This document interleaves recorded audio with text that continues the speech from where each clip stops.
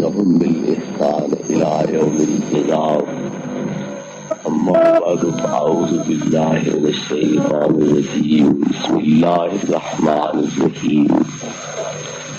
قل إن كنتم تحبون الله فاتبعوني يحببكم الله. صدق الله مولانا العظيم وصدق رسوله النبي الكريم الأمين. إن الله وملائكته يصلون على النبي يا أيها الذين آمنوا صلوا عليه وسلموا تسليما. الصلاة والسلام عليك يا سيدي يا رسول الله وعلى آلك وأصحابك يا سيدي يا حبيب الله. الصلاة والسلام عليك يا رحمة للعالمين وعلى آلك وأصحابك يا شفيع المذنبين. حضرات علماء کرام، بزرگوں، بھائیوں، محترم قاری صاحب نے بار بار اعلان فرمایا کہ یہ تقریب سعید معراج مصطفیٰ صلی اللہ تعالی علیہ وسلم کے سلسلے میں منعقد ہوئی ہے. نبی کریم علیہ الصلوۃ والتسلیم کا معراج کیا ہے؟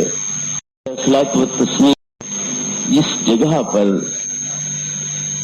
نظر نہیں پہنچ سکتی، روح انسانی نہیں پہنچ سکتی، وہاں پر وہ ہستی پاک جسم سمیت کیا جوڑوں سمیت جس ہستی پاک کے جسم کی پرواز یہ ہو، ان کی نظر کہاں تک پہنچی ہوگی اور ان کی روح کی پرواز کیا ہوگی، اس کا اندازہ کیا ہو سکتا ہے. ہر یک وقدر خیش بجائے رسیدش آ جا کے جائے نیش وہاں جا رسیدئی سی مرغ روح حسکس از انبیاء نتاف آ جا کے تو ببال کرامت فری گئے. ہماری نظر تو کیا نظر ہے، ابراہیم خلیل علیہ السلام کی وہ نظر ہے جس کے متعلق قرآن گواہ ہے وَكَذَلِكَ نُرِي إِبْرَاهِيمَ مَلَكُوتَ السَّمَاوَاتِ وَالْأَرْضِ وَلِيَكُونَ مِنَ الْمُوقِنِينَ کہ ہم نے ابراہیم علیہ السلام کی نظروں کو اتنا وسیع کر دیا تھا، اتنا قوی کر دیا تھا کہ وہ سطح زمین پہ کھڑے ہو کر عرش کی بلندیوں تک کو دیکھ رہے تھے اور وہاں تک ان کی نظر پہنچ رہی تھی. ہماری پوری بادشاہی کا وہ مشاہدہ کر رہے تھے. حضرت راضی فرماتے ہیں ان اللہ قواب آثارہ حتی شاہدہ جمیع الملکوت من الاعلی والاسفل. اللہ نے آپ کی نظر کو اتنا قوی کر دیا کہ آپ اپنی جگہ پہ کھڑے ہو کر تحت الثری سے لے کر عرش اعلیٰ تک ہر چیز کا مشاہدہ کر رہے تھے.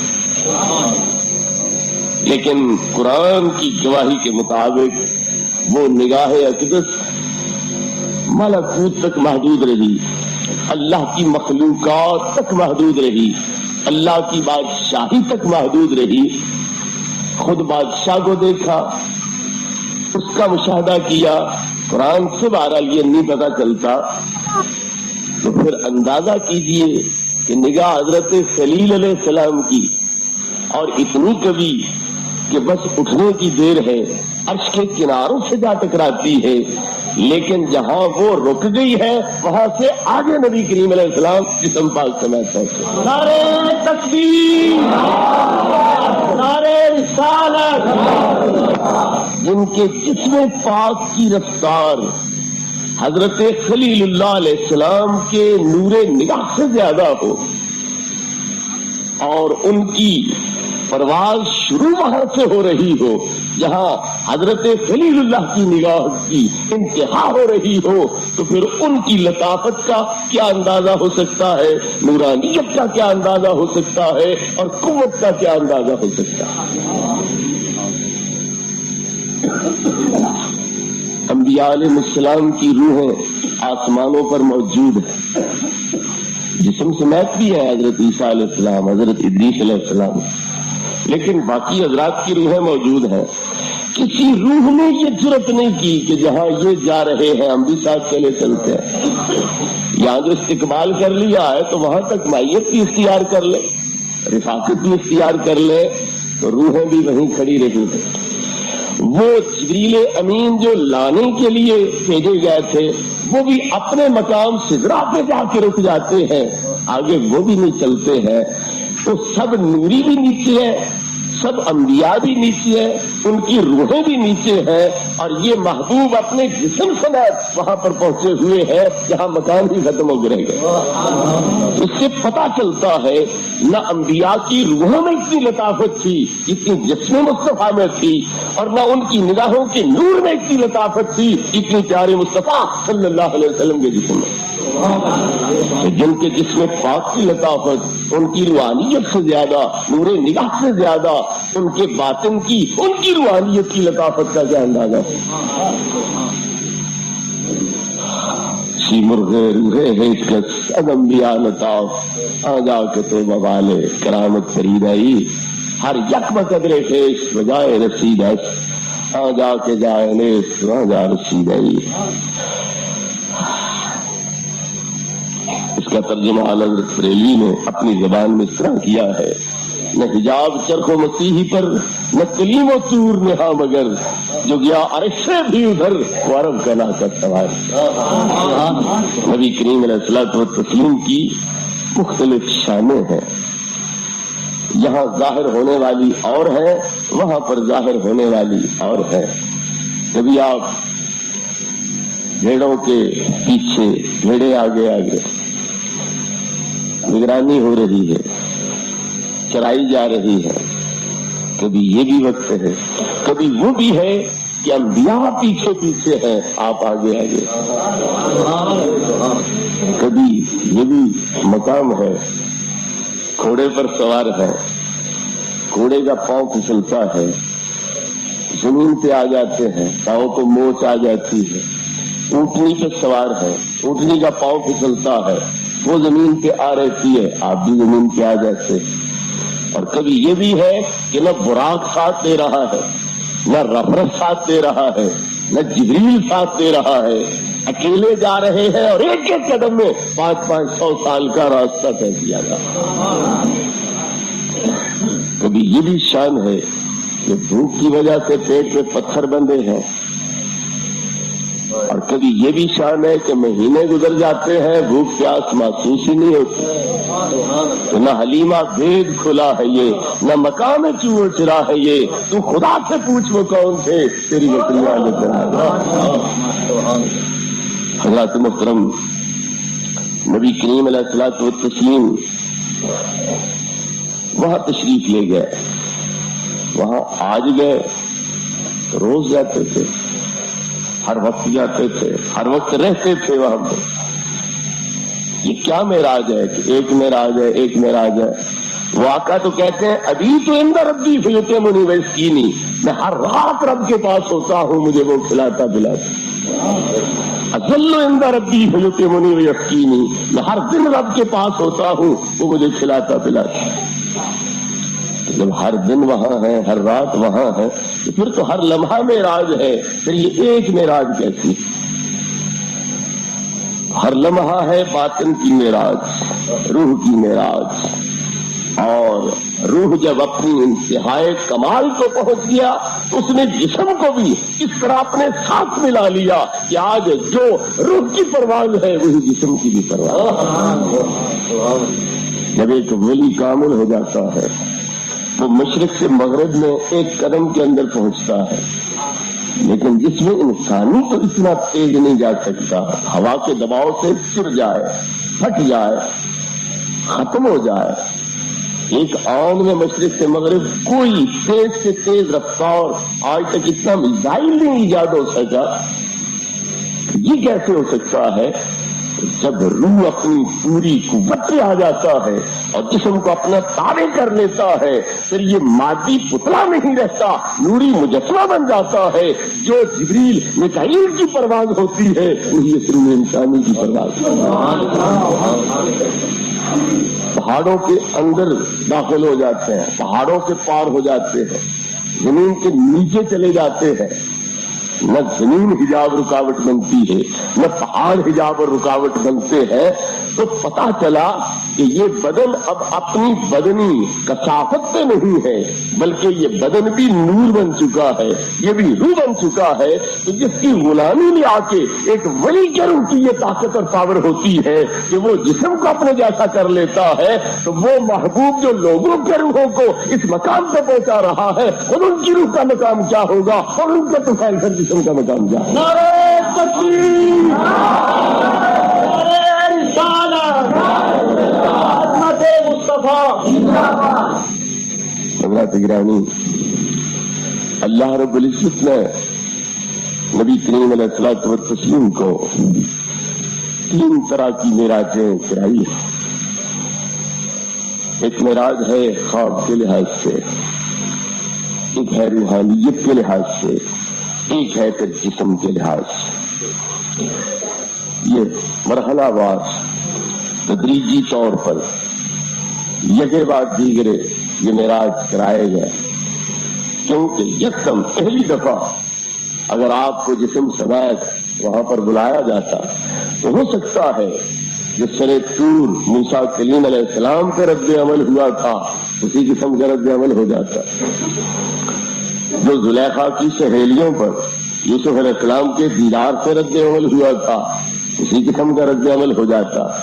اس لیے اس حکیم مطلق نے اپنی حکمت کاملہ بالغہ سے کام لیتے ہوئے اپنے محبوب کو ان کا عجز نہیں دکھلانا تھا، ان پہ کرم کرنا تھا اور اپنا دیدار کرانا تھا، لہذا حکیمانہ انداز میں تدریجی طریقہ اختیار کیا۔ پہلے روحانی طور پر دیکھتے رہے، خواب میں دیکھ لیں، پھر روحانی طور پہ دیکھ لیں، جب مناسبت تامہ اور کاملہ پیدا ہو جائے گی پھر بیداری میں جسمانی طور پر دیکھ لیں۔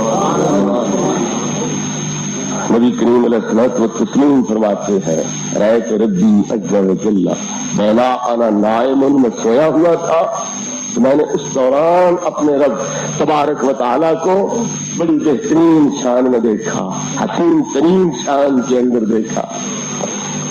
یہ بھی معراج ہے۔ اور جو میں بھی عرض کر گیا کہ ہر رات اللہ کے پاس ہوتا ہوں، ہر دن اللہ کے پاس ہوتا ہوں، یہ بھی معراج ہے۔ تو وہ خواب کا معراج ہے، یہ روح کا معراج ہے۔ جب خوابوں کے اندر دیکھ دیکھ کے مناسبت پیدا ہو گئی تو اب روحانی طور پر معراج ہو رہا ہے۔ روحانی کا مطلب کیا ہے؟ جسم یہیں رہے، روح پر چلی جائے، اس جسم سے بھی تعلق رہے، ادھر حاضری بھی ہو جائے۔ یہ روحانی معراج ہے۔ آدمی سویا ہوا ہوتا ہے، بدن اس کا یہاں پڑا ہوتا ہے، لیکن اللہ فرماتا ہے اللہ یتوفی الانفس حین موتها والتی لم تمت فی منامها۔ اللہ موت کے وقت بھی روحوں کو قبض کرتا ہے، اور جن کی موت کا فیصلہ نہیں، نیند کی حالت میں ان کی روحوں کو قبض کرتا ہے۔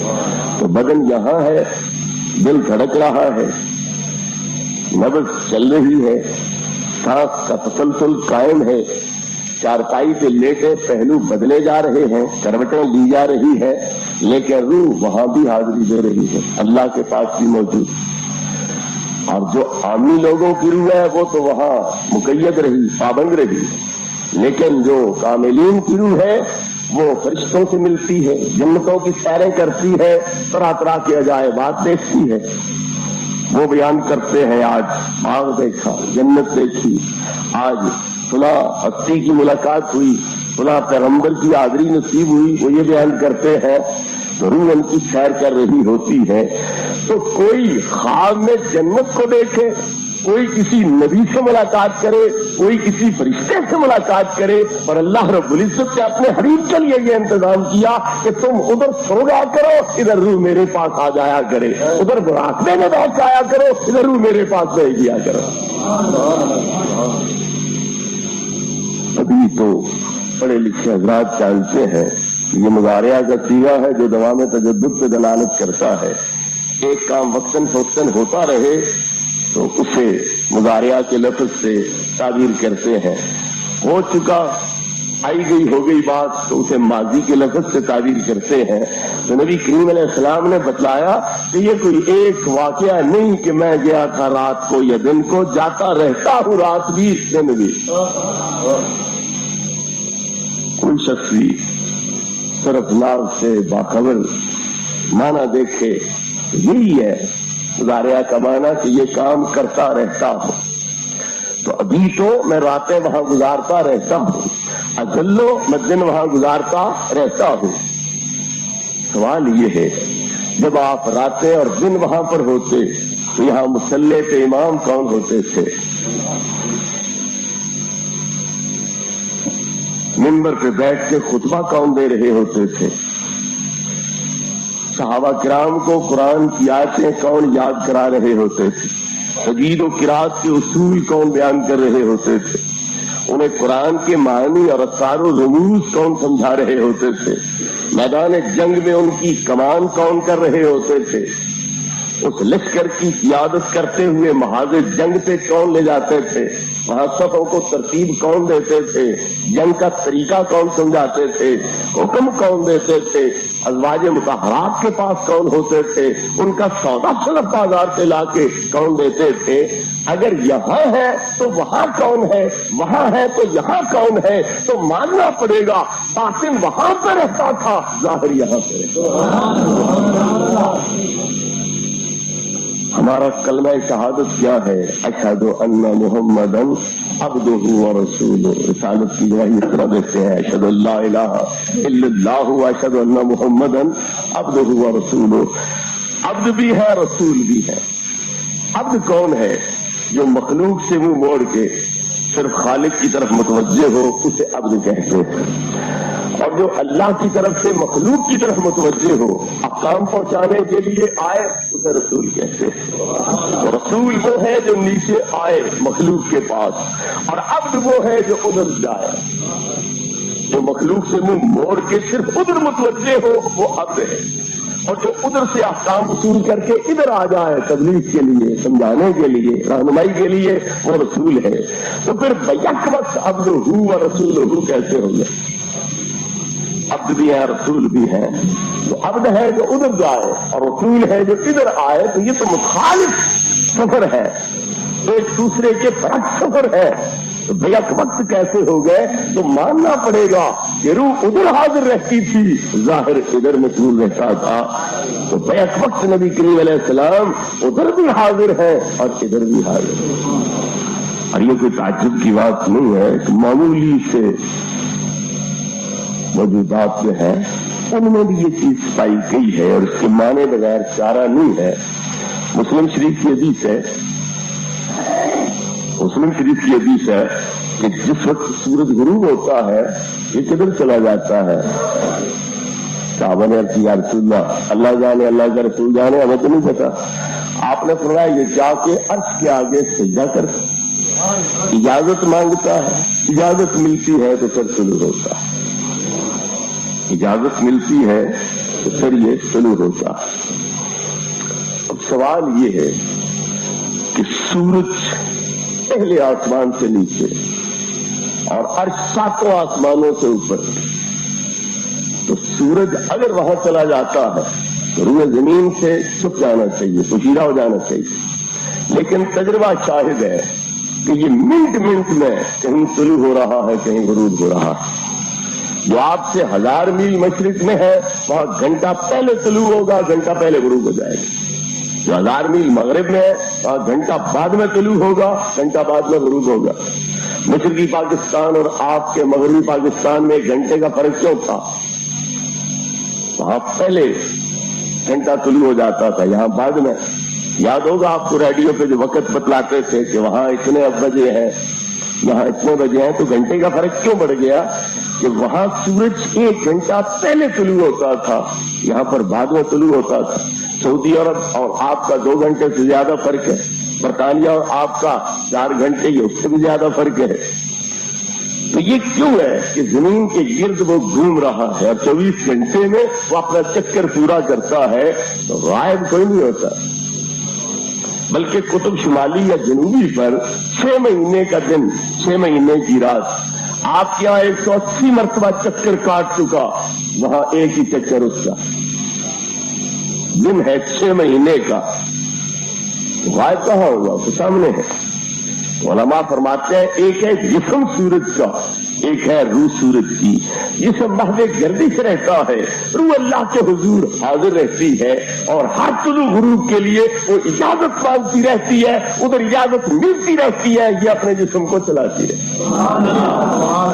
تو سورج کی روح ہو، اس کے جسم اور روح میں 7 آسمانوں جتنی مسافت ہو، وہ اللہ کے حضور سجدہ بھی کر رہی ہو، ادھر اپنے جسم پہ کنٹرول بھی ہو، اس کی رفتار کو بھی برقرار رکھے ہوئے ہو، زمین سے اس کی مسافت اور دوری کو بھی برقرار رکھے ہوئے ہو، اس کی سمت اور صحت جو ہے اس کو بھی برقرار رکھے ہوئے ہو، نہ شوخی اور آب و تاب میں کمی آنے دے، نہ اس کی رفتار میں کمی آنے دے، نہ اس کی سمت بدلنے دے، نہ زمین پہ گرنے دے، نہ اوپر اٹھنے دے، اتنا کنٹرول بھی کر سکتی ہے۔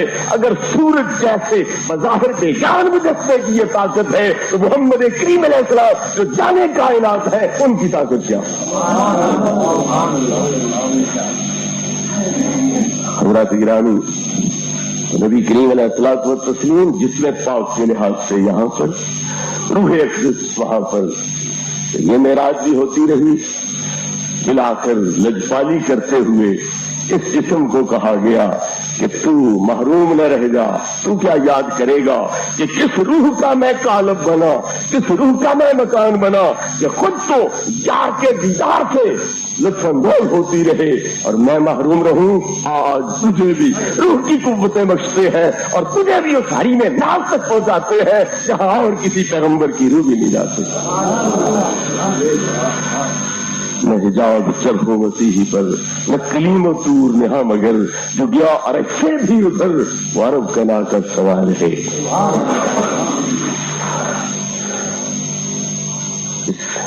معراج میں بہت سے پہلو ہیں، ایک چیز جو قابل غور ہے، نورانیت کے بڑے جھگڑے ہیں، اس معراج کے مسئلے نے اس مسئلے کو حل کر دیا کہ جبریل نور ہے اور اسے جان کی فکر ہے، عرض کرتا ہے اگر بال جتنا آگے جاؤں جل جاؤں گا، مجھے معاف کیا جائے، معذور سمجھا جائے، مگر سرکار آگے جا رہے ہیں۔ اب کوئی یہ کہہ دے جی بشروں کے جانا کمال ہے، نور کے لیے تو کمال ہی کوئی نہیں، مطلب یہ ہوا کہ نور کے لیے تو گھر کی بات ہے، خالہ جی کا گھر ہے، جب چاہا چلا گیا، جب چاہا آ گیا، تو یہ جو نوریوں کا سردار ہے یہ کیوں نہیں آگے جائے؟ یہ عجیب بات ہے، ہر نور جا سکتا ہے، جو سردار ہے نہیں جا سکتا۔ اور پھر یہ بھی نہیں کہتا کہ بس میری ڈیوٹی ختم ہوگی، ذمہ داری ختم ہوگی، میں نے یہاں تک آنا تھا، نہیں، میں مجبور ہوں، لو گناؤ تو ان بولا اللہ ترک تو میں انگلی کے سرے اور پورے جتنا آگے جاؤں تو جل جاؤں گا۔ یہ نہیں کہ میرا فرض ختم ہو گیا اس لیے میں آگے نہیں آ سکتا، ہم تو حکم کے بندے ہیں، یا حکم کی بات نہیں ہے، اپنی صلاحیتوں کے انتہا کی بات ہے کہ میری قوتیں جواب دے رہی، میری قوت برداشت ختم ہو چکی ہے، میں تو آج مر کے سدرا تک پہنچا ہوں، آج تو یہاں آنا بھی مشکل تھا، کیونکہ یکش سدرت ما یکشا، محبوب یاد تو کرو اس منظر کو جبکہ تمہارے استقبال پر میں سدرا کے اوپر نوری پروانوں کی بارش کر رہا تھا، جس طرح مہمان عزیز کی آمد پر تم پھول کی پتیاں نچھاور کرتے ہو، اللہ رب العزت اس مہمان گرامی کی آمد پر نوری پروانوں کی بارش فرما رہا تھا۔ تو ان جلووں کی بدولت آج جبریل کو اپنے مسکن تک پہنچنا بھی مشکل ہو رہا تھا، دشوار ہو رہا تھا، اس لیے ہاتھ جوڑ کے معذرت کر دی، میں چل جاؤں گا۔ تو سوچنے کا مقام تھا کہ نوری ہے اور یہ جلنے کا خطرہ محسوس کر رہا ہے تو ہماری کیا مزہ ہے، ہم تو اور پیچھے چلے جائیں اور پیچھے رہیں، اس کے قریب بھی نہ کھڑے ہو، لیکن سرکار بھی یہ نہیں سوچتے۔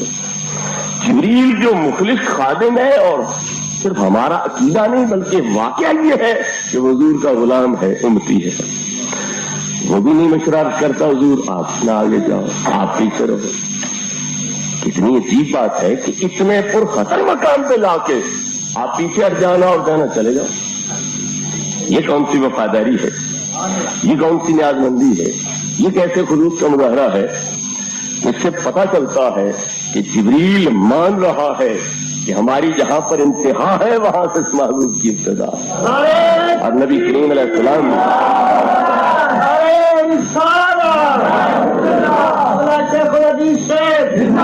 نبی کریم علیہ الصلوۃ والتسلیم بھی سمجھتے ہیں جبریل کو ہے خطرہ جان کا تو ہوا کرے، مجھے کون سا خطرہ ہو سکتا؟ آپ بھی بے جھجک چل رہے، اور لطف کی بات یہ ہے کہ آپ کے اوپر کپڑے، جبریل نے تو شاید کوئی نہیں سوتی کپڑا استعمال کیا ہوگا، اس کا تو اپنا اور نوری لباس ہوگا، لیکن سوتی کپڑے ہیں، کپڑوں کے لیے بھی کوئی انتظام کر لیا جائے تاکہ انہیں بھگو لیا جائے، تر کر لیا جائے، پانی چھڑک لیا جائے تاکہ جلدی آگ نہ پکڑیں کریں۔ ایک دائی بھی تندور میں ہاتھ لے جاتی ہے تو اوپر کپڑا لپیٹ کے اسے بھگو لیتی ہے کہ نہ میرے ہاتھ کو تکلیف ہو نہ کپڑا جلے، تو نبی کریم علیہ السلام کوئی کپڑوں کے لیے بھی تحفظ کا انتظام کر لیتے مگر اس کی ضرورت ہی نہیں ہے۔ کیوں؟ کپڑے جس سے لگے ہیں جو اس میں تاثیر ہوگی آج کپڑوں میں دور ہی تاثیر۔ یوسف علیہ السلام کا کرتا جو حضرت یعقوب کی بنائی بحال کر رہا ہے، کرتے کی کیا شان ہے، کرتے کی ذاتی حیثیت کیا؟ پتا چلا یہ کپڑے کی ذاتی خصوصیت نہیں، جس بدن سے بس ہوا ہے اس کی نورانیت نے اسے بھی نورانی بنا دیا ہے، اور اتنا نورانی کہ جہاں لگ جائے گا وہاں بھی نور پیدا کر دے۔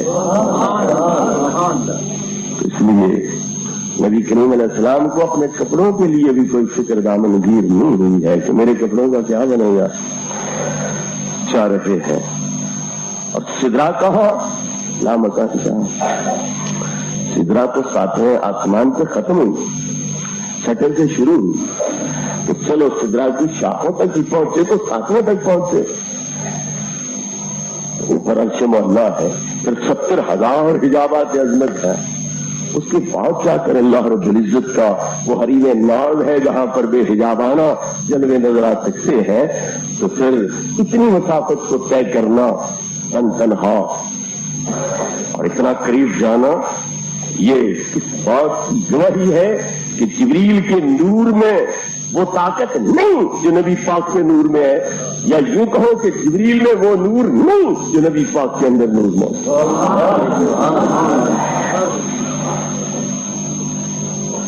بات پہ سیدھا سی ہے، بھارت سمجھانے کی بھی مجبوری ہے۔ چراغ کو رکھو سورج کے سامنے، دن کو کوئی روشنی معلوم ہوگی؟ تاریک راتوں میں جگمگاتا، بڑی دور سے لائٹ نظر آتی، لیکن دن چڑھا ہوا ہو پھر اس بیچارے کی مجال نہیں، گیس ہی کیوں نہ رکھ لو اس کی بھی مجال نہیں، لیکن سورج کے سامنے اگر ٹھہرے گی تو سورج کی کرن ہے، سورج کے سامنے ٹھہرے گی تو اسی کی کرن ہی ٹھہرے گی، اور کسی چراغ بتی وغیرہ کی مجال نہیں ہے، تو پتا چلتا ہے باقی سب اللہ کے نور صفات کا مظہر ہے اور نبی کریم کی ذات اللہ کے نور ذات کا مظہر ہے، اس لیے سامنے ٹھہر رہے۔ نعرہ تکبیر، نعرہ رسالت، رحمت مصطفیٰ زندہ باد۔ حضرت محترم، اگر ہر بشر جا سکتا تو کلیم اللہ جیسا بشر، اللہ رب العزت سے ہم کلام ہونے والے، تورات والے، ید بیضاء والے، اطھا والے، کیا کیا اللہ نے ان کو انعام دیے ہیں، 70,000 پیغمبر جن کی تورات کا درس دینے کے لیے بھیجے گئے، تو پھر وہ سرے طور صفاتی تجلی دیکھ کے کیوں بے ہوش ہو جاتے، کیوں وش کھا جاتے؟ پتا چلا نہ ہر بشر کی مجال ہے وہاں جانا، نہ ہر نور کی مجال ہے وہاں جانا، وہی جا سکتا ہے جو بشروں میں بشریت کے لحاظ سے بے مثال ہو، نوروں میں نورانیت کے لحاظ سے بے مثال۔ گرامی، ایک مسئلہ تو یہ حل ہوا، دوسرا مسئلہ یہ ہر وقت رکھ ہے نبی غیب نہیں جانتا، غیب نہیں جانتا، غیب نہیں جانتا، غیب کا نبی کو علم نہیں، تو جنت بھی غیب، دوزخ بھی غیب، اس کا مطلب ہے نبی کو نہ جنت کا علم ہے نہ دوزخ کا علم۔ جنت تو غیب ہے یا نہیں؟ اللہ غیب ہے یا نہیں؟ یؤمنون بالغیب میں پہلے نمبر پہ آمنت باللہ ہے، نہیں آتا ہے نا، تو اللہ غیب ہے کہ نہیں؟ پھر اس کا مطلب یہ ہے کہ نبی کو اللہ کا بھی علم نہیں۔ کتنا بے دبا جملہ ہے، احمقانہ جملہ ہے، کتنا بے بنیاد جملہ ہے कितना बेदीनी का मनहर जुमला है कि डब्बा जुमला है, अहमकाना जुमला है, कितना बेबुनियाद जुमला है, कितना बेदीनी का मनहर जुमला है कि नबी को बिल्कुल गैब का इल्म नहीं है। तो अल्लाह रब्बुल इज्जत का कोई या का नाबुद से एक में राज हो रही है, अत्तहियात में पहुंचा तो 2 में राजें हो रही है। अल्लाह की बारगाह की हाजिरी भी है, नबी की बारगाह की हाजिरी। तो नबी करीम अलैहिस्सलातु वस्सलाम ने हमें वो तोहफा दिया है जिससे हम भी मेराज कर सकते हैं। मुझे याद आता है तालिब इल्म के जमाने में मैं हाजिरी दिया करता था, कभी रात 11 बजे 10 बजे मोड़ पे उतरता। यगनी इमारतें नहीं थी, इस पुराने फट्टे के पास एक बत्ती जल रही होती थी और एक बच्ची इबादत में मसरूफ होती थी। उनका वो इबादत का दौर भी देखा और उनका अल्लाह के पास हाजिरी का दौर भी देखा। आप सबने देखा होगा। मुझे ईमान से कहिए, रंगत सावली थी या नहीं ऐसे, मगर वफात के बाद चेहरे के नूर में और गैस की रोशनी में कोई फर्क नजर आता। मिसाल के बाद रात के अंदर आप चारपाई पे लेटते हैं, साथ गैस रख दिया गया है। खुदा शाहिद है, चेहरे की रोशनी में और गैस की रोशनी में कोई फर्क नहीं लगा। ये हमारे सामने मुशाहदे किए हुए हैं हमने। उसके बाद हम क्यों ना कहें कि वाकई ये सलात मेराजुल मोमिनीन, नमाज मोमिनों के लिए मेराज है। और नमाज वो जरिया है जिससे अल्लाह के रंग में बंदा रंगा जा सकता है। अल्लाह फरमाता है लोग भी रंग चढ़ाते हैं, मैं भी रंग चढ़ाता हूं, पर जिस तरह मैं मखलूक से अलग हूं, इम्तियाजी शान का मालिक, मेरा रंग चढ़ाया हुआ भी इम्तियाजी शान का मालिक है। लोगों के रंग बदल सकते हैं, मेरा नहीं बदल सकता। लोग नीला पीला काला रंग चढ़ाते हैं, मैं नूर का रंग चढ़ाता हूं। जो मैं रंग चढ़ाता हूं वो कोई नहीं चढ़ा सकता। तो जिन्होंने चंदन इबादत कर ली है, अल्लाह के हुजूर जबीन न्याज चुका ली है, रात की तारीकियों में कोई अपने बदन को सुख पहुंचा रहा है, नरम गरम मुलायम बिस्तरों के अंदर कोई सर्द पानियों के साथ वुजू करके उसके हुजूर खड़ा है, बदन इधर सर्दी से कांप रहा है, उधर उसके जलाल और हैबत से कांप रहा है, और इस लड़कते बदन के साथ वो अल्लाह के हुजूर जबीन न्याज चुका रहा है। तो जो वो तवाज़ु है उसकी बदौलत कर अल्लाह रब्बुल इज्जत इस पत्ती पे रेंगने वाले इंसान को लामकान की बुलंदियों पर पहुंचा देता। नबी करीम अलैहिस्सलाम फरमाते हैं, अक़रबु मा यकूनु अल-अब्दु मिन रब्बिही इज़ा यकूनु साजिदा, जब बंदा सजदे में होता है, जितना उस वक्त अल्लाह के करीब होता है, इतना और किसी वक्त अल्लाह के करीब नहीं होता। जितना ये झुकता चला जाता है, अल्लाह इतने इसको उठाता चला जाता है। मन तवाज़ा लिल्लाह रफ़अहुल्लाह, ये अल्लाह के लिए झुकता चला जाता है, अल्लाह उसको उठाता चला जाता है। लाओ चला पर्चा चला, चलो मुख्तसर कर लेता है ना, इम्तिना कर साढ़े सवालों का तो जवाब ही कर लिया है। रुचि करें। सवाल ये है कि आप लोग कहते हैं नबी नूर हो, नबी नूर है, हालांकि नबी तो इंसान है। इंसान की तारीफ क्या है, नबी की तारीफ क्या है? अव्वल इंसान बाअसहु इलल खल्क़ लितबलीग़िल अहकाम। अफसोस की बात यह है कि मुल्ला को आज तक ये समझ नहीं आ सका इंसान और नूर इकट्ठे हो सकते हैं या नहीं हो सकते। ये सूरज जो चमक रहा है ये तो नूर है ना, लेकिन साइंसदानों से पूछे कि क्या है, चांद और ये मिट्टी है, रेता है, पत्थर है,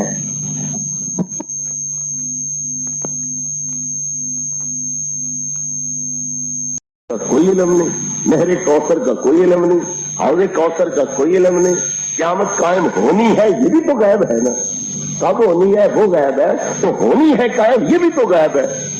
उसमें मीज़ान होगा, नेकी बदी तुलेगी, हौज़े कौसर होगा, पुल सिरात होगी, ये भी तो गायब है।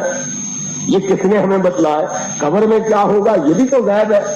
तो बाकी सब गैब है, अल्लाह गैबुल गैब है। और आज की रात नबी करीम गैबुल गैब को आंखों से देख रहे हैं। पता चला غیب کا صرف علم ہی نہیں ہے بلکہ علم تو ہمیں بخشا آپ نے. آپ کو صرف علم غائبانہ نہیں ہے بلکہ مشاہدہ کے طور پر آپ کو علم حاصل. ہمیں پتا چلا غیب کا سن کے نبی پاک سے اور آپ دیکھ کے پتا کر رہے ہیں. باقی انبیاء علیہ السلام یہ دعویٰ نہیں کر سکتے تھے کہ ہم اسے خود دیکھ کے کہہ رہے ہیں لا الہ الا اللہ. ایک یہ ہستی ہے جو کہہ سکتی ہے کہ میں دیکھ کے کہہ رہا ہوں لا الہ الا اللہ. میں نے زمینیں چھان ماری, آسمان چھان مارے, جنتیں دیکھی خالی ہے, ہر جگہ دیکھی, ہر مکان دیکھا, لا الہ ہر جگہ لا الہ ہے, صرف الا اللہ ایک اللہ کی ذات ہے اور کوئی نہ کہے. اتنا کچھ ہونے کے باوجود غیب کا علم نہیں, غیب کا علم نہیں, کتنی بڑی جہالت ہے, کتنی بڑی بے باکی ہے, بے حیائی کا مظاہرہ. جنت غیب ہے اور سرکار جنت میں سیر فرما ہے. جنت غیب ہے اور سرکار جنت میں سیر فرما رہے ہیں. جنت قدموں تلے ہوئی کہ نہ ہوئی, سرکار کے پاؤں کے نیچے ہوئی کہ نہ, سرکار اس غیب میں ٹہل رہے, غیب کے اندر سیر فرما رہے ہیں. وہ جو غیب کے اندر چل رہا ہو بلکہ غیب کو پاؤں کے نیچے پامال کر رہا ہو, اس کے متعلق ایسا دعویٰ تو نہیں غیب کو. وہ جی تو ہمیں بھی پتا ہے جنت ہے, اور تجھے کہاں سے پتا چلا؟ تجھے تو نبی کے ذریعے پتا چلا. تو جو تجھے بتلا رہا ہے اس کا علم اور تیرا برابر ہو گیا. وہ دیکھ کے بتلا رہے ہیں, تو سن کے سمجھ رہا ہے, عقیدہ رکھ رہا ہے, اس لیے تیرے علم میں اور نبی کے علم میں کیا نسبت ہوتی. نبی کریم علیہ الصلوۃ والتسلیم کو اس مقام پر کیا کچھ دیا گیا. اللہ فرماتا ہے اوحا الی عبدہ ما اوحا, میں نے اپنے نبی کو جو دینا تھا دے دیا, جو دینا تھا دے دیا. اب کوئی محرم راز ہوتا اللہ کہتا میں نے یہ دیا. کوئی محرم راز ہوتا تو اللہ کہتا میں نے یہ دیا. اللہ ہمیں تو کہتا اوے چپ کرو, تم نے کیا دخل دیا ہے, میں نہیں بتلا تھا کیا دیا ہے. اللہ نے ہمیں نہ اہل سمجھا, نہ لائق سمجھا, اس قابل نہیں جانا کہ ہمیں بتلائے کہ میں نے اپنے یار کو کیا دیا. ان ملائکوں سے پوچھے کوئی کہ دخل وہاں کیوں دیتے ہو جہاں تمہیں بتایا ہی کچھ نہیں کیا کہ دینے والے نے لیا کیا ہے اور لینے والے نے لیا کیا. وہ کہے تو دخل ہی نہ دے, تو کون ہوتا ہے پوچھنے والا. اور ہم کہیں نہیں, ہم نے تولنا ہے, ہم نے ناپنا ہے, ہم نے اندازہ کرنا ہے تو نے کتنا دیا, تیرے پاس بقایا تو رہ گیا کہ نہیں. انہیں تو بقایا کی فکر ہے, خدا کے پاس بقایا کتنا ہے. ہر وقت بیچارے اسی فکر میں پگھلے جا رہے ہیں کہ خدا کے پاس ٹچ کیا گیا. یہ خدا کی فکر ہم نے کرنی ہے کہ کچھ رہ گیا اس کے پلے یا نہیں, اس کو ہم خدا مانتے ہی نہیں. ہم خدا اسی کو مانتے ہیں کہ لوگوں کے پلے بھرنے والا ہے اور اپنے خزانے میں کیا فکر ہے, جس کو فکر ہے اپنے خزانے کی, ہم اس کو خدا مانتے ہی نہیں.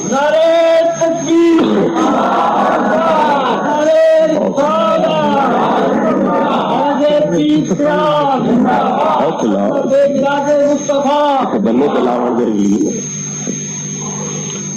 نبی کریم علیہ الصلوۃ والتسلیم کو کیا دیا, آپ نے کیا لیا.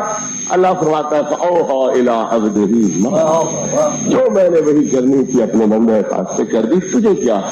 کوئی جبریل امین سے پوچھے تو بتلا کیا دیا کیا لیا, وہ بھی کہے گا مجھے کیا پتا, مجھے تو سدرا پہ پہرے دار بنا کے کھڑا کر دیا گیا تھا اور وہ لاکھوں میل کی مسافت تھی, بے انتہا مسافت تھی, محبوب جانے محب جانے, ان کا معاملہ مجھے کیا پتا. جہاں جبریل کچھ نہیں کہہ سکتا, میرے بھائی تو کیا وہاں ناپ تول کر سکتا ہے, تیری کیا حیثیت. اس لیے اعلیٰ حضرت بریلوی فرماتے ہیں ہن سے ماں اوہا کے جو چٹکے گلا کے باغ میں بلبلے سدرا تو ان کی بو سے بھی محرم.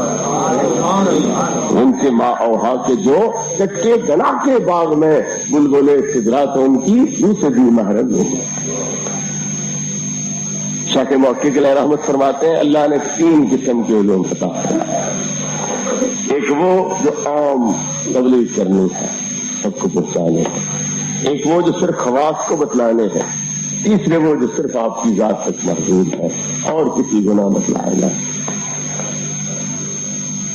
اب ان علوم کی صلاحیت ہے یہاں پر، اہلیت ہے یہاں پر، اللہ رب العزت نے الم نشرح لک صدرک کیسے بتلا دیا کہ لوگ اپنا سینہ اپنے مجاہد و ریاستوں سے کھولتے ہیں، ہم نے ان کا سینہ اپنی قدرت کاملہ سے کھولا۔ جو اپنے مجاہد و ریاستوں سے اپنے دل کو وسیع کرتے ہیں، سینے کو وسیع کرتے ہیں، ان کا دعویٰ کیا ہے؟ حضرت سلطان بہو علیہ رحمت فرماتے ہیں دل دریا سمندروں ڈوبے کون دلا دیا جانے، بچے بیڑے بچے گھیڑے بچے وج مہانے۔ یہ ایک ولی 11ویں صدی کا ولی ہے جو اپنے مجاہدات اور ریاضات کے بل بوتے پر اپنی قلبی کیفیت کا انکشاف فرماتا ہے کہ میرا دل دریا بن چکا ہے اور 14 سبق اس کے اندر ہے، اور صرف یہ بیڑا ہی اندر نہیں بلکہ اس بیڑے کا واللہ بھی اندر ہے۔ اور جن سے پہلے کے ولی ہیں اس سے بھی آگے چلے گئے۔ حضرت بايزيد اور شیخ محی الدین فرماتے ہیں لو ان العرش وما حواه مئة ألف مرة ألقيت في زاوية من زوايا قلب العارف ما أحس به۔ اگر اس جہان عرش سے لے کے زمین کی تہ تک جتنا یہ جہان ہے ایسے 10 کروڑ جہان ہے اور عارف کے دل کے گوشوں میں سے کسی ایک گوشے میں پھینک دیے جائیں اسے کوئی حجم نہیں معلوم ہوگا، انہیں اس کا کوئی حجم ہی معلوم نہیں ہوگا۔ اور کیف یحس بالحادث محمد القدور، حادث اور مخلوق اس دل کو کیسے بھر سکتی ہے اور وہ ان کے حجم کو کیسے محسوس کر سکتا ہے کہ جو لامحدود ذات ہے، جو نہ آسمانوں میں سما سکتا ہے نہ زمینوں میں، وہ جس دل میں سما سکتا ہے اس دل کی کائنات کیسے محسوس ہے؟ تو جنہوں نے اپنے مجاہد و ریاضتوں سے اپنے دل کو وسیع کیا، اگر ان کے دلوں کی وسعت کا یہ عالم ہے تو جس توقیف پر اللہ ناز کرتا ہے اور احسان جتلا رہا ہے کہ میں نے آپ کے سینے کو کھول دیا ہے، پھر اس کی وسعت کیا ہے؟ علماء کرام مفسرین اعظام کیا فرماتے ہیں؟ الم نفسر صدرک حتی ہوا عالم الغیب والشہادہ، ہم نے آپ کا سینہ اتنا کھول دیا ہے کہ غیب کا جہان بھی اس کے اندر ہے، شہادت کا جہان بھی اس کے اندر ہے۔ ہم نے آپ کا سینہ اتنا کھول دیا ہے کہ غیب اور شہادت کے دونوں جہان اس کے اندر سنتے ہوئے اللہ، اور یہ اوپر والا جہان عالم الغیب ہو گیا، یہ عالم شہادت ہو گیا۔ تو غیب و شہادت کے سارے جہان نبی کریم علیہ السلام کے سینہ پاک میں ہے۔ ایسی صورت میں اندازہ کیجیے کہ نبی کریم علیہ السلام کتنے علموں کی اہلیت صلاحیت رکھتے ہیں اور اللہ نے کتنا کچھ آپ کو دیا ہے، اور ہم تولنے والے کون ہیں جن کو کہہ دیا گیا ہے یہاں اس کھٹے میں ٹانگ اڑانے کی گنجائش نہیں تمہارے لیے، اور جگہ ترازو لے کے جاؤ، یہاں تولنے سے نہیں تولا جا سکتا جو میں نے اپنے یار کو دیا۔ اسی طرح ایک بات اور بھی معراج کے حوالے سے بڑی پھیلائی جا رہی ہے، نبی مکہ میں تھے تو بیت المقدس میں نہیں تھے، بیت المقدس میں تھے تو نہ مکہ میں تھے نہ پہلے آسمان پر، پہلے آسمان پہ پہنچے تو زمین ساری پہ نہیں تھے، اوپر آسمانوں پر نہیں تھے، 7ویں پہ پہنچے تو نہ نیچے 6 آسمانوں میں تھے نہ زمین میں نہ اوپر عرش پہ، وہاں پہنچے تو نیچے نہ 7 آسمانوں نہ 7 زمینوں میں۔ تو یا معراج منو یا حاضر ناظر منو، یہ دونوں اکٹھے نہیں ہو سکتے۔ یہ بھی بڑا اچھالا جاتا ہے اس چیز کو، مگر خدا عقل نہ دے تو بڑی بہار ہوتی ہے۔ یہ نہیں سوچتے کہ نبی ملنے کس کو جا رہے، نبی کریم علیہ السلام ملنے کس سے جا رہے تھے؟ اللہ کو۔ اگر اللہ بیت اللہ میں نہیں تھا تو ہماری جھونپڑیوں میں کیسے؟ بیت المقدس میں نہیں تھا تو ہماری کوٹڑیوں میں کیسے؟ اللہ رب العزت زمین پہ مل جاتا تو ادھر جانے کی کیا ضرورت تھی؟ پہلے آسمان پہ مل جاتا تو اوپر جانے کی کیا ضرورت تھی؟ تو اگر نبی حاضر ناظر نہیں معراج کی روح سے، اللہ کیسے حاضر ناظر ہے؟ نبی کریم علیہ السلام تو اللہ رب العزت کے پاس جا رہے ہیں، تو جو اپنے گھروں میں نہیں ملا، نبی کو نہیں ملا، تجھے کیسے مل سکتا؟ تو حاضر ناظر کی رٹ کیسے لگاتا ہے؟ ہر جگہ حاضر ناظر، ہر جگہ حاضر ناظر۔ تو ماننا پڑے گا بے حجابانہ جلوہ ذات کا ظہور اور چیز ہے، اور اس کائنات کے آئینے میں ان کی صلاحیت کے مطابق صفاتی نور کا ظہور یہ اور چیز۔ سورج صبح سے نکلا، ٹکیا اس کی سفر کر رہی ہے، لیکن دھوپ قائم ہے، دھوپ موجود ہے صبح سے اب تک، شام تک رہے گی۔ سورج کی ٹکیا مشرق کے افق سے مغرب کے افق میں جا پہنچے گی، تو جسم سفر کر رہا ہے مگر نور موجود ہے، قائم ہے، دھوپ موجود ہے۔ تو ذات کا سفر کرنا اور چیز ہے، نور کا سفر کرنا اور چیز ہے۔ نور ہر وقت موجود ہے، جسم سفر کر رہا ہے۔ نبی کریم کا جب سے اثر مکے سے بیت المقدس، وہاں سے آسمانوں پر، وہاں سے عرش پر، وہاں سے لامکان میں جا رہا ہے، پر جسم وہاں ہے تو انوار یہاں پر بھی ہے، جسم یہاں ہے تو انوار وہاں تک بھی۔ نبی کریم علیہ الصلوۃ والتسلیم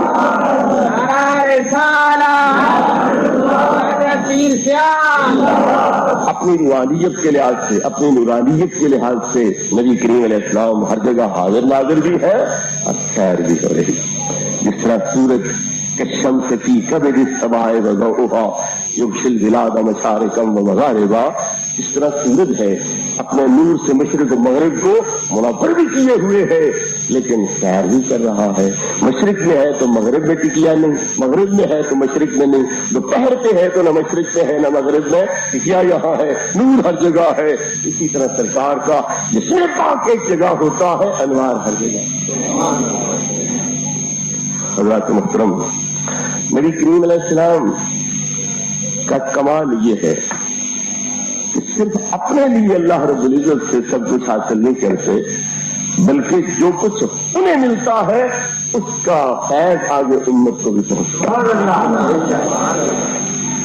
حضرت ابراہیم علیہ السلام خلیل ہے، خلیل رہے، خلیل رہیں گے، لیکن امت نے خلیل کتنے پیدا کیے کوئی ثبوت ہمیں ایسا نہیں ملتا۔ کلیم تھے ہیں اور اللہ نے دیا ہوا ہمیشہ کے لیے مرتبہ، لیکن امت نے کلیم کتنے پیدا کیے کوئی نہیں ملتی بات۔ عیسیٰ روح اللہ ہے، اندھے بنا کر رہے ہیں، کوڑیوں کے کوڑ گور کر رہے ہیں، مردوں کو زندہ کر رہے ہیں، خود مسیحا ہے، لیکن امت نے کتنے مسیحا پیدا کیے اس کے متعلق کچھ نہیں ملتا۔ لیکن نبی کریم علیہ السلام خود محبوب ہے تو امت کو بھی محبت کا مقام دیا ہے، خود کلیم بنے تو امت کو بھی کلیم کا مقام دیا، خود اللہ کا دیدار کیا تو امت کو بھی دیدار کا وسیلہ عطا کر دیا۔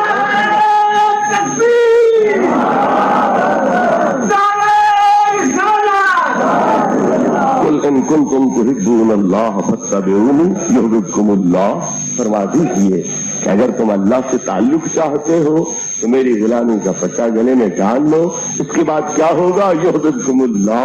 پہلے محب تھے، تمہارا محب ہونا بھی قابل قبول نہیں تھا، اور غلام یہ مصطفیٰ کا پٹا گلے میں ہونے کے بعد اللہ خود محب بن جائے گا، تمہیں محبوب بنا۔ اللہ آنکھ، اللہ زبان، اللہ ہاتھ، اللہ پاؤں۔ ابھی صبح تقریر ہو رہی تھی، محترم فرما رہے تھے کہ سرکار کے قدم یہاں پر اور ہاتھ جنت تک پہنچا ہوا، تو صرف حضور کا یہ مقام نہیں، غلاموں کا بھی یہی مقام ہے۔ جو یدہ التی یبطش بہا، میں اس کے ہاتھ بنتا ہوں جس سے وہ پکڑتا ہے۔ اگر اللہ کے ہاتھوں سے کوئی چیز باہر نہیں تو جو اللہ کے نور سے منور ہوں گے پھر ان ہاتھوں سے باہر کون سی چیز ہے؟ رجلہ التی یمشی بہا، جب اللہ کا نور اس کے قدم اور پاؤں ہوتا ہے، جب خود اللہ ہر جگہ ہے، اس کے لیے کوئی فاصلہ نہیں، تو ان قدموں کے لیے بھی کوئی فاصلہ نہیں رہ سکتا۔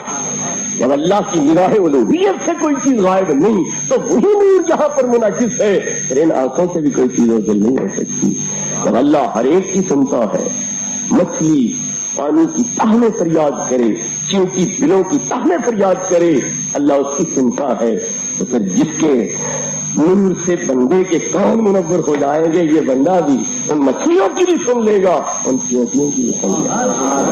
तबस्सम ज़ाहिकम मिन क़ौलिहा, क्योंकि यहाँ बोलती है उदखुलू मसाकिनकुम ला यहतिमन्नकुम सुलेमान व जुनूदहु वहुम ला यशऊरून, और चींटियों दिलों में घुस जाओ, सुलेमान का लश्कर आ रहा है, बेखबरी में तुम्हें पामाल न कर दे, 3 मील की बुलंदी पे तक उड़ता आ रहा है। अल्लाह का नबी वहां सुन लेता है, सुन के मुस्करा देता है कि चींटी ने रियाया की हमदर्दी भी की है और मेरी इज्जत को भी महफूज रखा है। कि सुलेमान के लश्करी और उम्मती है, जानबूझ के दीदा दानिस्ता चींटी पे जुल्म नहीं करेंगे। हो गई ज्यादती तो बेखबरी में होगी, दीदा दानिस्ता नहीं होगी। इमाम राजी फरमाते हैं जो लोग सहाबा का शिकवा करते हैं उनसे तो सुलेमान अलैहिस्सलाम की चींटी ज्यादा कलमा में निकली। वो कहती है सुलेमान का सहाबी होकर दीदा दानिस्ता चींटी पे जुल्म करे नहीं हो सकता, भूल चूक में होगा तो होगा, दीदा दानिस्ता नहीं होगा। अगर जो लोग कहें नबी करीम के सहाबा, अंबिया के सरदार के सहाबा, तमाम उम्मतों की सरदार उम्मत में जो सबसे ऊंचे मकाम वाले हैं, उन्होंने जुल्म किया और जानबूझ के किया और अहले बैत रसूल पे किया, इनसे तो वो चींटी ज्यादा समझदार निकली। बात करने का मकसद ये है कि जब बंदे का मकाम ये हो जाता है तो फिर मानना पड़ेगा कि अब इनकी जाती पावर नहीं है, अल्लाह रब्बुल इज्जत के नूर वाली पावर इनके पास है, तो जो इन पर एतराज करेगा वो अल्लाह के नूर करेगा। एक लोहे का टुकड़ा आग में रख के गरम लाल करके निकाला गया, अब वो किसी को जलाए तो ये आग जला रही है, और कहो नहीं जला सकता तो ये इसकी शान का इनकार नहीं, ये आग की शान का इनकार। तो जो आग में लाल हो चुका है, उसका मजहर अतम बन चुका है, अगर कहो ये नहीं जला सकता तो गोया आग नहीं जला सकती, फिर तुम इससे तनकीद नहीं कर रहे हो, तुम आग की उस सिफत से तनकीद कर रहे हो। लिहाजा जो वली के इन कमालात का इनकार करता है वो गोया अल्लाह के नूर के इन कमालात का इनकार कर रहा है। ये मकाम कहाँ से मिलता है? हजरत मेराज रातागंज में चले जेरी रज़ी अल्लाह अन्हु फरमाते हैं अगर तुम इसमें अबुल हसन नूरी अलैहि रहमत को नूरी क्यों कहते हैं जाओगे, तो अंधेरी कोठरी में बैठ जाते थे, उनके सांस से हिजरा रोशन हो जाता था। ये वाकया मौलवी रशीद अहमद गंगोही देवबंदी ने भी इमदाद सुलूक में लिखा है। अबुल हसन नूरी को नूरी क्यों कहते हैं? तो जिस अंधेरी कोठरी में बैठ जाते थे, उनके सांस से वो कमरा रोशन हो जाता था। पढ़े लिखे हजरात तशरीफ फरमा है, जरा गौर फरमाए, सांस अंदर जखीरा तो नहीं रहता, इससे 50 साल कुछ लगती रही, असर होता रहा, आखिर में आके कुछ कैफियत बदल गई उसकी। ये तो लम्हा बलम्हा आता जाता रहता, सांस नाक से अंदर आता है, मुंह से बाहर निकलता है, फेफड़ों को हवा पहुंचती है, वो पंखा चलता है, जिंदगी का तसलसल कायम रहता है, तो नाक से अंदर आता है, मुंह से बाहर निकल जाता है। लेकिन वली इस मकाम पे पहुंच जाता है कि हवा जो मादा है वो जब नाक से अंदर आई, वली के सीने में घूम के बाहर निकली, आई थी तो मादा थी, निकल रही है तो नूर बन के निकल। वली का सीना एक नूर का कारखाना बन जाता है, मादी चीजें आती जा रही है, नूर बन के निकलती जा रही है। हजूर पीर साहब ख्वाजा शम्सुल आरिफीन रज़ी अल्लाह तआला अन्हु नबी पाक के नुस्खे पे अमल करा रहे, ये नमाजें पढ़ते रहे, इबादत करते रहे, तो पूरे 10 साल आपका साया जमीन पे नहीं देखा गया। 10 साल इस शान से गुजरे, इस तरह आप नूरी पुतले बन चुके थे कि आपका साया जमीन पे नहीं नारे वो शम्सुद्दीन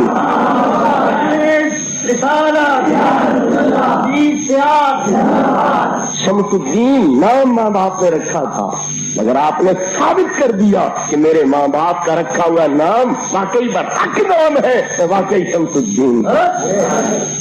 दीन ने उन्हें सूरज बनाया, उन्होंने फिर दीन को चमका दिया और उसे मुनव्वर और रोशन कर दिया। कई मेहर, कई सूरज, कई चौधरी के चांद आगे पैदा किए और उन्होंने फिर दीन मुस्तफा सल्लल्लाहु अलैहि वसल्लम को मुनव्वर किया, आम किया, लोगों के दिलों में उसके इस्लाम के नूर को पहुंचा। हज़रात गिरामी, मेराज के हवाले से इस बात पर भी गौर करना चाहिए कि हुजूर हमारे लिए क्या ले आए। वो रहमत दो आलम नबी باپ باہر جائے, گھر لوٹے گا تو بچوں کے لیے کوئی شے لائے گا کوئی؟ حضور ہمارے باپ ہیں کوئی نہیں. ازواجہ امہاتہم, میرے نبی کی بیویاں مومنوں کی مائیں ہیں. اگر آپ باپ نہیں تو آپ کی بیویاں مائیں کیسے ہوگی؟ آپ باپ ہیں نا. پھر وہ ہستی پاک جو ہمارے باپ ہے روحانی, وہ جائے اتنے کریم کے پاس, محبوب اور محب کے پاس, محبوبانہ شان کے ساتھ, پھر وہ تحفہ کوئی نہیں دے گا. اور یہ اولاد کے لیے کچھ نہیں لائیں گے. تو ہمیں جو زکوٰۃ ملی, جو خیرات ملی, وہ نماز والی ہے. 50 ہوئی 5 ہوئی اس مسئلے کو چھوڑیے, 5 بھی ہے 50 بھی ہے, نہ پہلی بات غلط ہے نہ پچھلی غلط ہے. پہلے بھی 50 تھی اب بھی 50 ہے, پہلے بھی 5 تھی اب بھی 5, پڑھنے میں پہلے بھی 5 تھی اب بھی 5 ہے, ثواب میں پہلے بھی 50 تھی اب بھی 50 ہے. یہ یاروں کا معاملہ تھا, ایک بہانہ بن گیا. یار آتا رہے جاتا رہے, کلیم دیکھتا رہے, پتہ چلتا رہے, کلیم سور اور ہے, کلیم نامت ہے.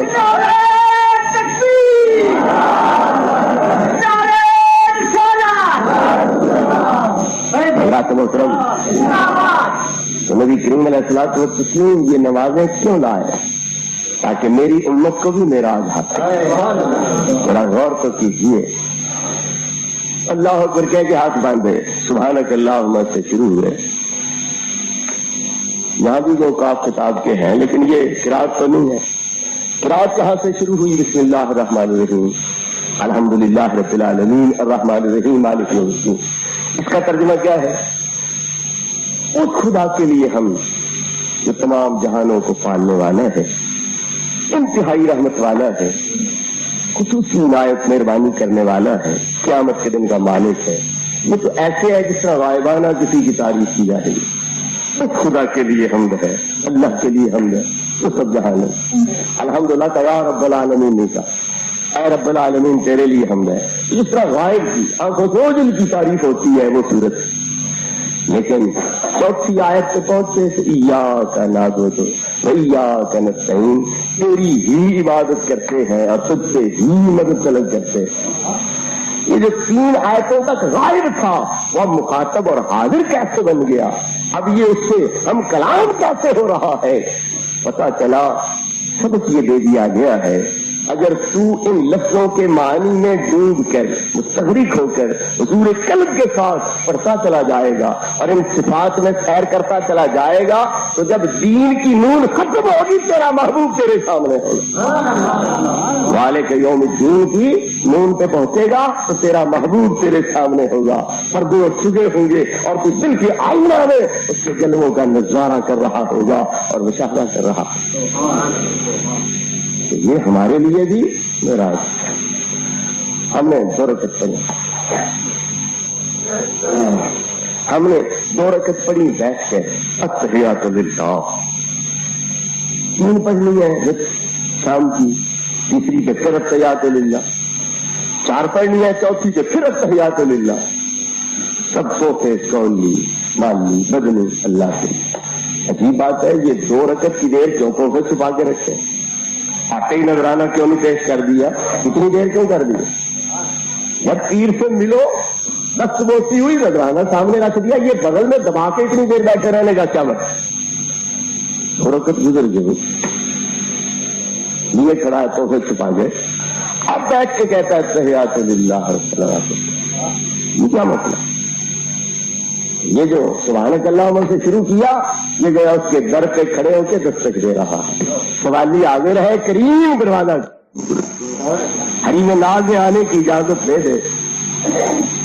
جب تواضع کی انتہا ہوئی, سر سجود زمین نیاز سے رکھ دیا گیا, تواضع کی انتہا ہو گئی, مٹی کی گھوڑی کی صورت اللہ کی عظمت کے سامنے اپنے آپ کو پیش کیا. پہلی مرتبہ بھی دوسری مرتبہ بھی کریم نے کرم کیا, دروازہ کھول دیا, آ میرے بندے میرے حریم ناز میں آ جا. اب دروازے کھل رہے ہیں, اندر آ رہا ہے. جب حاضر ہو رہا ہے اب صوفہ پیش کر, کیونکہ باہر سے نہیں پھینکنا تھا حویلی میں, لو یہ ہمارا نذرانہ آ رہا ہے. اندر حاضری کی اجازت ملے تو پیش کیا جائے. اب گویا اجازت ملی ہے کہ آ میرے بندے میرے حریم ناز میں داخل ہو جا. اب کہتا ہے التحیات للہ ہے، والصلوات والطیبات، قولی بات ہے، بدنی بات ہے، مالی بات ہے، اللہ کے لیے۔ اللہ فرماتا ہے نہیں، تحفہ نہیں قبول ہوتا، جس کے ذریعے یہاں داخلے کی سعادت ملی ہے اس کے لیے کیا ہے؟ میری کریم کی غلامی کا پٹا تیرے گلے میں نہ ہوتا کون تجھے یہاں قدم رکھنے دیتا؟ جس کے طفیل تجھے اس حریم ناز میں قدم رکھنے کا موقع ملا ہے اس کے لیے کیوں توبہ نہیں؟ اس کے لیے تحفہ پیش کرو۔ اللہ سوچتا ہے وہ کہاں میں کہاں، میں اللہ کی بارگاہ میں ہوں، پہلے یہ قبول ہو جاتا پھر ادھر جاتا وہاں تحفہ پیش کرتا، اللہ آنکھوں سے حجاب ہٹا دے گا، پردہ ہٹا دے گا تو دیکھے گا بندہ آنکھیں کھول کے تو ذل حبیب ہو یہ حضرت الحبیب حاضر ہو، جہاں اللہ کی ذات ہے وہیں نبی کی ذات چل رہا ہے، جہاں اللہ کی ذات موجود ہے وہیں نبی کی ذات چل رہا ہے، دونوں مہم محبوب اکٹھے ہیں، گویا ایاک نعبد پہ ایک میں راج ہو رہی ہے، التحیات سے پہنچا تو دو میں راجیں ہو رہی ہے، اللہ کی بارگاہ کی حاضری بھی ہے، نبی کی بارگاہ کی حاضری بھی ہے۔ تو نبی کریم علیہ الصلوۃ والتسلیم نے ہمیں وہ تحفہ دیا ہے جس سے ہم بھی معراج کر سکتے ہیں۔